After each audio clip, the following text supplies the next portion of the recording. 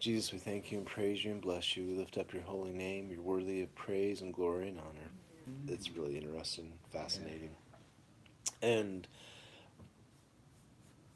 the uh, the one guy I watched, Alex Steele, he's a British guy. He's really fun, but he makes a lot of Damascus steel, which is where they take different types of steel and blend it together and forge it together, and you don't really see it until it's all done and they do what's called an etch on it, and then you see the pattern comes out.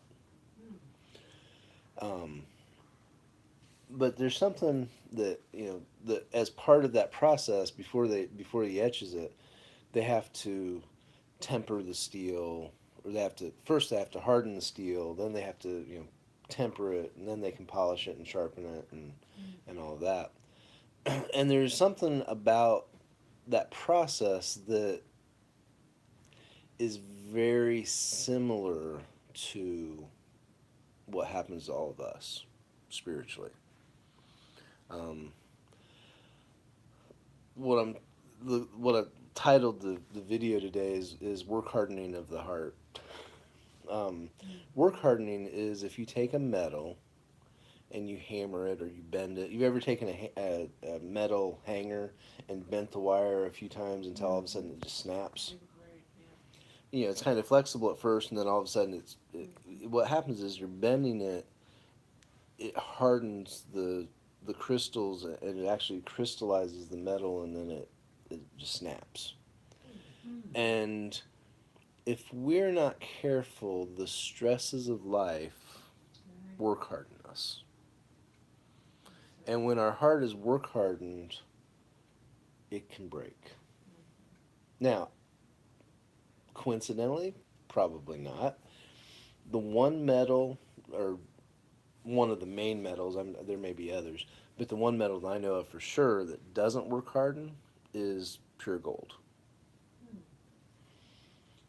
Pure gold can be, you can hammer on it when it's cold, and it doesn't work harden. It doesn't get harder. It doesn't change. You know, it's harder than if you heat it up, obviously. But it doesn't get harder and doesn't break or develop fractures or crystalline structure like steel or other metals do.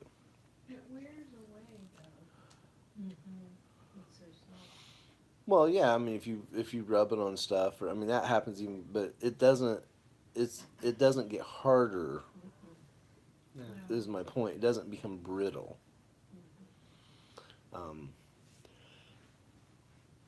Steel, any steel, the process of forging something is a process that we go through on a regular basis.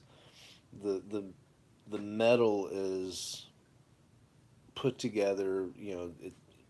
He if he's making that Damascus steel, he welds it together with tack welds, and he puts it in his forge until it gets really hot. You remember the melting, almost it's thousands of degrees, a couple thousand degrees, and then it's hammered with a big automated hammer in that case, but you could do it with regular hammer. But it's hammered, and as it's hammered, scale comes off.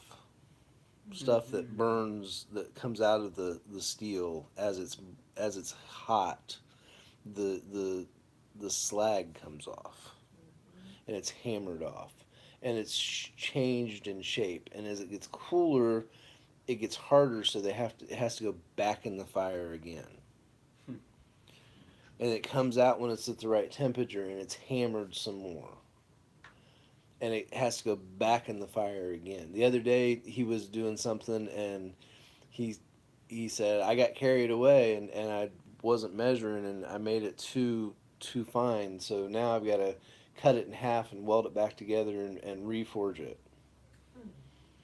which was fine for that, but sometimes that happens to us. Sometimes the process goes on too long. We don't control that process, but in a strange way We play a role. we do play a role in that process. Yeah. Sometimes we force ourselves to stay under or in the fire too long. Sometimes we force ourselves to stay under the hammer too long. And God isn't God is like the blacksmith, but he's not like the blacksmith in that, if we say, no, we have to stay here, he's like, I don't recommend it, but all right. Sometimes our forcing ourselves to stay there too long causes us to have undue stress that applies to our life. Undue stress that applies to our soul, our heart, our very being. And that causes fractures, causes cracks. And if those cracks, if they aren't dealt with, and the only way they really can be dealt with is if they're cut apart and re-welded, will carry through. And the end product will have those cracks. And it'll be a flaw. It'll be a point of weakness. Something that would you know cause something to be not what it's supposed to be. And so oftentimes when we force ourselves to stay under the hammer too long, we force ourselves to stay in the fire too long, we have to be reforged. You used to hear, they'd say, well, the blacksmith could tell if metal won't take a temper, they'll just toss it to the side. Well, they won't. They toss it to the side for that project, maybe, but then they will reuse it for something else, or they'll forge weld it together with some other metal to make a stronger metal that will take the temper. And we, in and of ourselves, often think we know what we're supposed to do.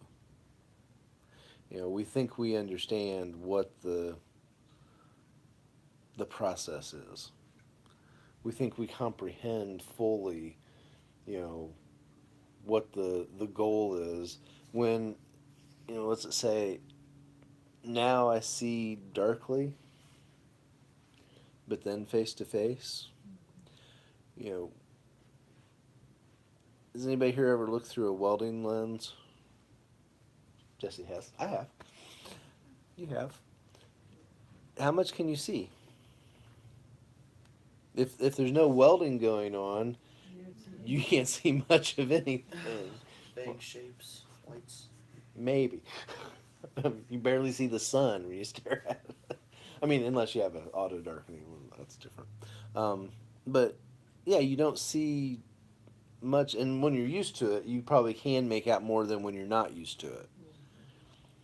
And that's how we are now. We see God's will, God's plan darkly. We see it as through a glass darkly. We see it like we're looking through a welding lens. And we're trying to figure out what it is, and we think, okay, we've got it, we've got it, we've got it. And we don't necessarily got it. And so we are like, okay, so this is what we have to do. Well, I saw some welds. Went to that competition in Jacksonville in February, and there was some competition that wasn't part of the big. Prize. It wasn't the competition. It was just like some little side stuff vendors were doing. And there were some welds there that looked like the people had just closed their eyes.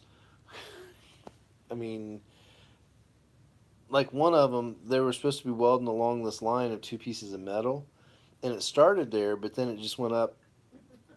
It didn't even touch, and it's like, okay, but it's because either they just didn't know what they're doing, they couldn't see, who knows? I don't know what it is. I'm not sure. I'm not saying I could do better. I haven't practiced at it, but I'm just saying that that's where we end up being if we're not careful.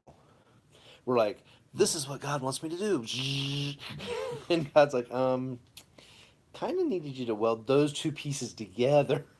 not. Well, sometimes you slowly get off track and then you Oh yeah, start out and then you get a little off and then you just keep going. yeah. It's called a tangent, and it just goes on forever.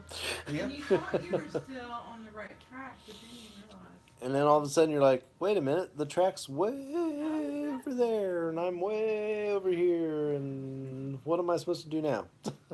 So we just have to be, when we're going through this process, God, if we can completely submit. Now, there's two different processes that you hear about in relation to the soul and to, you hear about being smelted, like, God's melting me down and to get the pure gold and taking off all the dross. And was it Uncle Buddy Robinson's used to say, "I'm gone all the skimmings." He felt like the gold was melting down because when you're melting gold or when you're any kind of metal, actually when you're doing there's this dross that comes up to the top. It's impurities and dirt and anything oxidation, and that's got to be skimmed off so that when you pour whatever you're pouring, it's not part of it. And with gold, there's a lot of impurities that come out especially when they're first purifying it. And so that's what happens a lot with us, with God, is He's like purifying us, and it seems like we're just going all to skimmings. That's what Uncle Buddy Robinson said. I thought of something else with that. If you have a guideline when you're welding or even sewing, I was thinking about sewing. Hmm. If you keep your eye on that, if you keep your material